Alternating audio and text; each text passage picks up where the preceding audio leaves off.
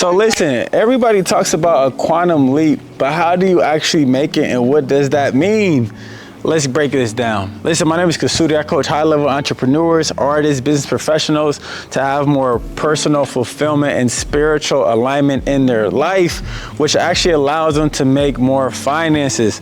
But this video is all about how to quantum leap, how I've done it in my life time and time again, how I'm sitting in the middle of a quantum leap and how you could do it too as well. So let's get into it. Yo, so there's been so many moments in my life where I've personally have quantum leap from one reality to the next. I don't care if it was when I was 24 years old, going from broke living in Indianapolis to raising $1 million. I don't care if it was going from just learning how to stock trade, making 5K to making over 500K within 30 days.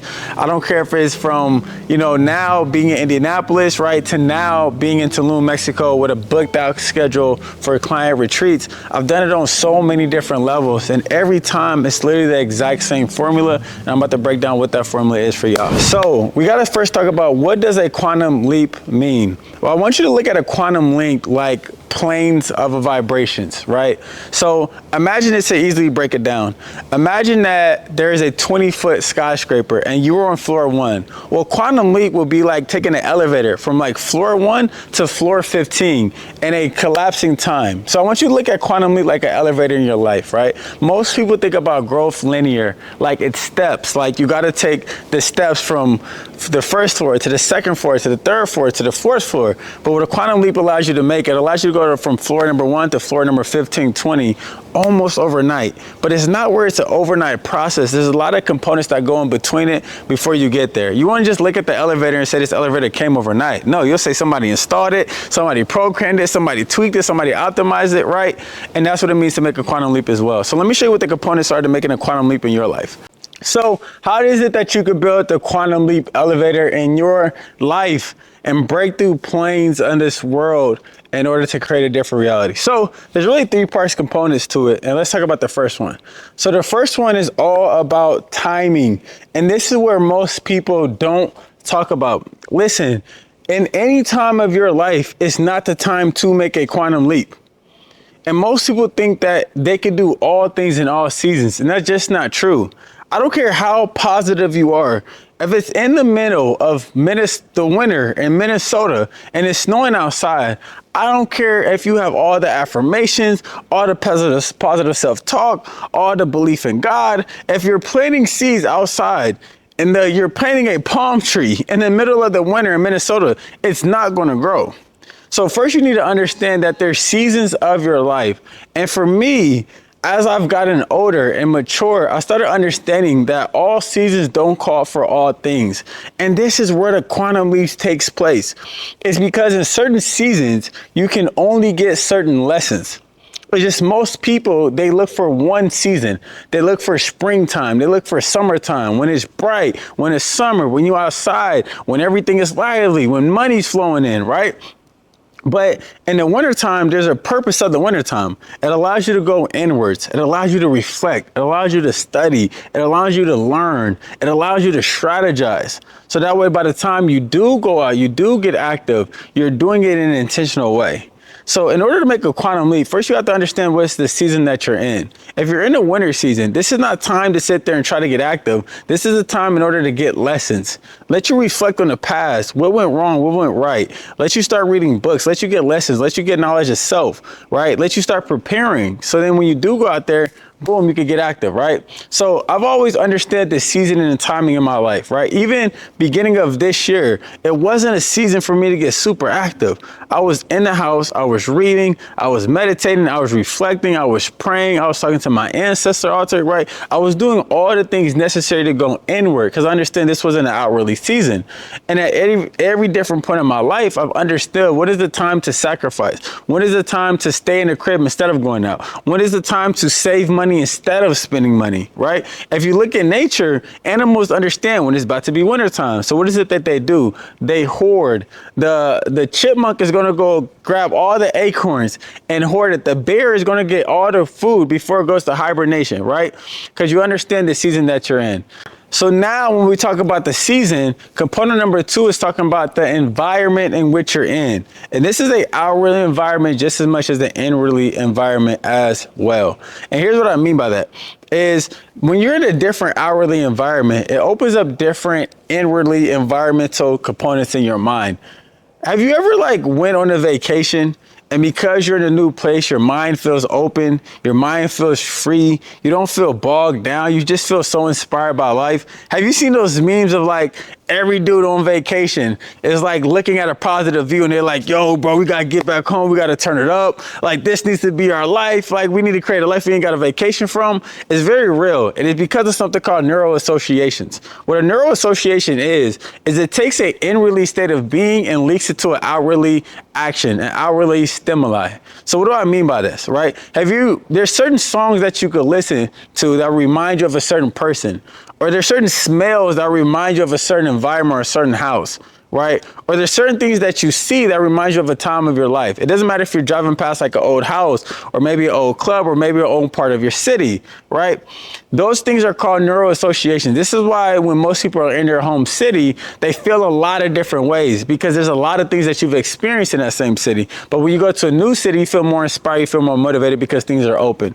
And this is why you need to put yourself in different outwardly environments, because when you go to different places, it allows you to think differently. So in this season of my life, when I knew it was time to get active, the first thing I did was I put myself in a different environment. And that's when I came to Tulum, Mexico. And I originally just came here just for 30 days, just to get away, just to allow my mind to be clear and just for me to strategize the next thing. But I always understood to get to the next level, I need to go inwardly first and put myself in an environment that allows me to go inwardly. And then once the moment that you do that, then this is what starts creating stillness and space. Space for what, Kasudi? Space to listen. To listen to what? To listen to the word of God. Listen to the word that the Creator is giving you. And this gets into point number 3, which is being obedient to the word of God. You see, most people, you treat your ideas as ideas. But as I teach my clients that operate at a high level, that create big things in this world, is your life will transform when you start treating your ideas as instructions rather than an idea. What do I mean by this? Imagine if the things that you thought were instructions rather than an idea. You see, when you think it's an idea, you debate about, is this something I could do or maybe I shouldn't do it? Or maybe it's going to work or maybe it's not going to work.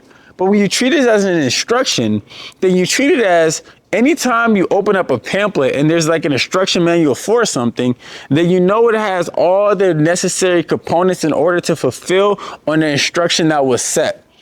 So if I have a quote unquote idea or a thought to do something and I treat it as an instruction, that's me saying that I trust that the Creator is going to provide all the things necessary in order for this to come into fruition. So let's break this down and let's make it real. My first day coming here to Tulum, Mexico, I signed up for a cacao and Reiki meditation session. Right after inside of that meditation session, and this is one of the sessions I do with my clients now when I bring them out here for a one-on-one retreat, it changed my life. It allowed me to it allowed me to take these to a different level, right? But now every time I have a client come out, we do the same thing as well. But in that session, the thing that came to me was you need to stay here in Tulum and host client retreats here in Tulum. I've done a lot of client retreats in the past all around this road, and they said you need to bring people here to Tulum. Right when I got outside of that session, listen to the obedience part. See, obedience is doing what God tells you to do, when God tells you to do it, and the way in which God tells you to do it. So anytime you're doing what God tells you to do, but you don't do it when God tells you to do it, you're being disobedient. Anytime you're doing what God tells you to do, but you don't do it how God tells you to do it, you're being disobedient. And if you're not doing it in the manner in which God told you to do it, you're being disobedient. So God said you need to bring people out here for a retreat. The moment I left the Reiki session, I didn't even hop in my car. I instantly pulled out my camera and recorded and said, yo, I'm in Tulum, Mexico, holding client retreats, right? I'm about to loop in the video here. And it was this video that started taking things to a whole different level. And when you're being obedient to God, it's not just a one-time thing. You see, most people think law of attraction or speaking things to an existence is a one-time thing. It's not. It's you continuously speak it until it shows up in your reality. So you don't stop speaking it. So while I was here, most people speak things one time and then they go throughout their whole day doing something else. So they wake up in the morning, oh my God, I'm a millionaire. Oh my God, I'm about to do client retreats. retreats, and then their whole day they do other things and they speak other things. I keep speaking it over and over. So while I'm here, I'm meeting people. I'm like, yo, I'm gonna be holding client retreats here. People are like, oh, you need to meet this person. You need to meet this person. So now I'm meeting CEOs of resort centers. I'm meeting CEOs of big retreat centers here. I'm meeting people who have private compounds, right? I'm meeting different people because they're all hearing me speak that I'm going to be in Tulum holding client retreats. So they're introducing me to a bunch of people. So now I'm touring all the top places in Tulum. I'm meeting private chefs. I'm meeting yoga facilitators, cacao facilitators. I'm meeting all the necessary people in order to have a retreat here. And this is how I end up finding my villa that now I'm gonna be in for the next few months. And I packed out my client schedule between now and the end of this year because of me being obedient to the word of God and consistently doing it. Guys, listen, the moment you do three components in your life, the moment you notice the season that you are and you play to that season, the moment you shift your environment to match the season that you're heading towards, and the moment you be obedient to God, you be obedient to the word of the Creator, you start treating the thoughts as instructions rather than ideas, your life will start taking off to the next level. This the only reason I'm here holding client retreats. I have a bunch of clients flying out. I just finished a retreat. I have another one coming up in a couple of days. Is because I was obedient to the word of God. So listen, if you want to do this in your own life, you want to apply these concepts, comment retreat below or click the link below. If you want to be one of the people to come out here in Tulum, Mexico, for you to experience a quantum leap in your life, this will put you in a new environment, a different energy. It's so peaceful. You may see like monkeys flying from the trees, right? It's so beautiful out here. It's so serene. And it may be the absolute getaway that you need to not just change your outwardly environment, to be able to go inwardly and change your inwardly states as well, which means it has to produce something outwardly. So if you're one of the people, click the link below. Let me know below, what is the idea that you've been sitting on that you must start treating as in instructions? Guys, change your life. Like, subscribe if this was of value. Send it to somebody that you know need to hear this, and I'll see you in the next video.